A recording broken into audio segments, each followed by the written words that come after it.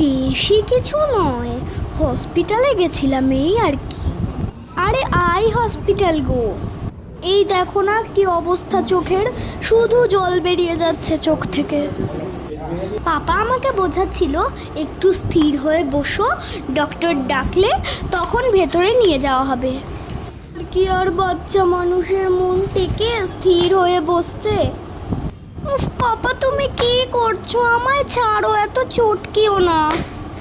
আচ্ছা তোমরা ছোটরা বলো তো, তোমাদের মাম্মাম পাপাও কি তোমাদের সাথে এমনটাই করে? উফ আবার চোখে চুল করছে। এই যে এই রুমে আমাকে প্রথমে ডাকা হয়। এখানে এই ডক্টর আন্টি আমার আই টেস্ট করবেন। ওই যে দেখতে পাচ্ছ স্ক্রিনে দেওয়া লেখাগুলো, ওগুলো আমাকে পড়তে হবে।